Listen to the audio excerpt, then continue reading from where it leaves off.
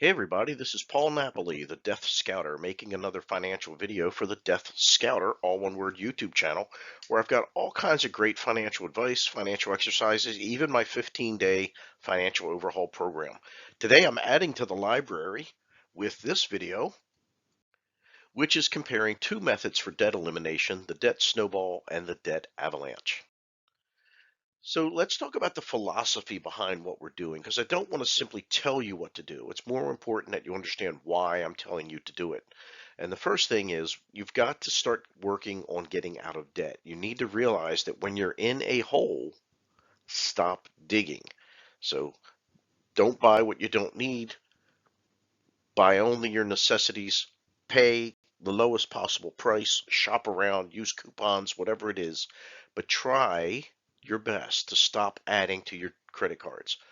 The problem is that even if you stopped spending on your credit card, the credit card issuer will continue to dig your debt hole for you. Let me show you what I mean. Every month that you have an outstanding balance, they are going to dig your hole deeper by charging you monthly interest charges. And how deep is that debt hole? Well, they do tell you by law that very few people pay attention to, that if you continue to pay only the minimum payment, you will be indebted to them for over 15 years in this example, and you will pay back more than double of your outstanding balance.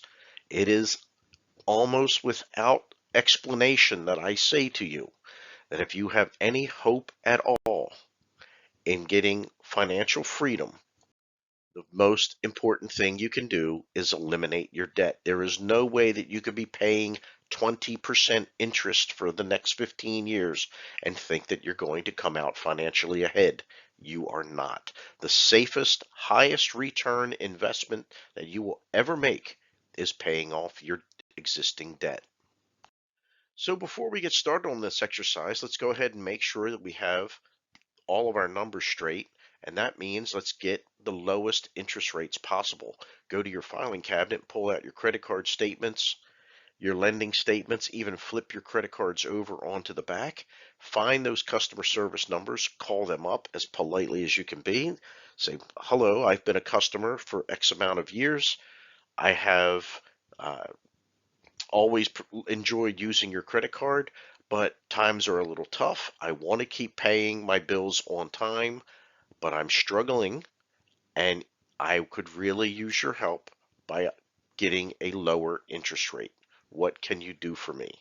And the person on the other end of the phone will take a look into the system, see how long you've been a customer, see what promos they may be running, see if your payment history has been on time, and they will possibly work with you, possibly not.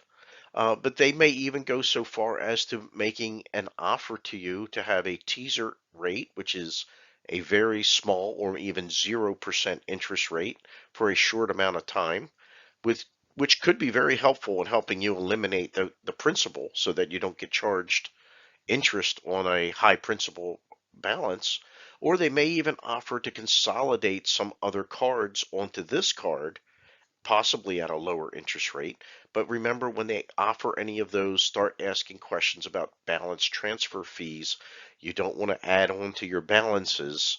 You are already planning to eliminate these debts now anyway. Be careful that they don't trick you into spending more money in fees than you're going to benefit by just getting rid of the card in the first place. But sometimes it works to your advantage. But at a minimum, I just want you to please call every lender and simply ask for the lowest interest rate they have and make sure that you've got the right numbers going forward. Once you do, we can start considering which method we want to use. We'll start with the debt snowball. Now, this is a method made very popular by radio personality, best-selling author Dave Ramsey, and his solution is you list all of your outstanding debts, smallest balance to largest balance, total disregard for the interest rates. You will then make payments on all of your debts on time, but you will make minimum payments except for the smallest balance. Here you will go ahead and attack that with a vengeance and try to eliminate it. I'm going to throw a wrinkle at you that Dave does not talk about on his radio show, And that is, as you're lining up your debts for the debt snowball, if you happen to have 2 or 3 debts that are very similar in balance, go ahead and line those up based on interest rate. So you can sneak a little debt avalanche into the debt snowball.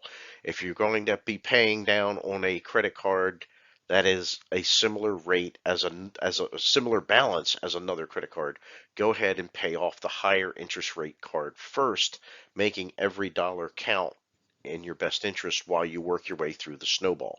So how does the snowball method work? Well, we're attacking the lowest balance first. Then when that balance is eliminated, we're taking the money that we were putting towards that card, adding it to the minimum balance that we were paying for the next smallest card, and attacking that card with the same vengeance until it's gone. Each time we are rolling in the minimum payment of all the credit cards that came before it. Each time snowballing the monthly payments into bigger amounts as we work our way up to the largest balance and eventually paying everything off and becoming debt free. So that is where the snowball concept gets its name from. As we move from one loan to the next, the money that we are using each month to pay it off gets bigger and bigger because we are adding in the minimum payments from all the previous loans. The debt avalanche is not driven by Dave Ramsey, it's simply driven by mathematics. Here are the same outstanding debts, except this time they are being arranged by largest interest rates from highest to smallest. So arrange all your debts from the largest interest rate to the smallest, make the minimum due again on all your outstanding loans, but now every dollar is being applied to the highest interest rate first. Now, the problem with the debt avalanche is that you may still be paying on all 7 bills 6 months, 9 months, 12 months later, depending on the balances. Whereas the debt snowball has built into it automatically that as you eliminate the smallest debts, you're going to go from 7 monthly bills down to 6, down to 5, down to 4. So you may not see the progress that you're making as fast in the debt avalanche as you would in the debt snowball. So the question becomes one of human behavior and a personal question for yourself. Can I stay motivated if 9 months from now I'm still paying on the same number of bills that I was paying on all along? This is why I suggest to you that you find a way to visualize and track your progress. Now, here's what I did. I took an Excel worksheet. You can do it with Excel, Lotus 123, Google Sheets, uh, any worksheet, freeware that's out there. And I listed all my credit cards. I even went back into my file cabinet and picked out 3 or 6 months of historical records of my credit card statements. And I just started tracking the new monthly interest charges on my credit cards. And when I did that, I noticed that before I got serious about debt reduction, my monthly bills were actually getting higher. I was being charged more and more each month because my credit hole was going deeper and deeper.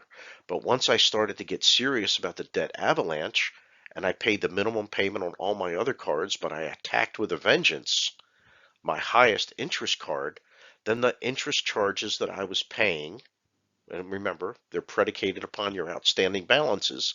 So the monthly interest charges I was paying were visibly going down. And it's this visualization that most people need in order to stay motivated.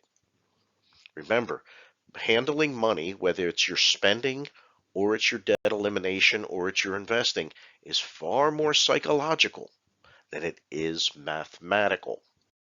So which method is going to work the best? Well, the debt snowball actually does focus on the psychological behavior of people far more than the mathematics involved, right?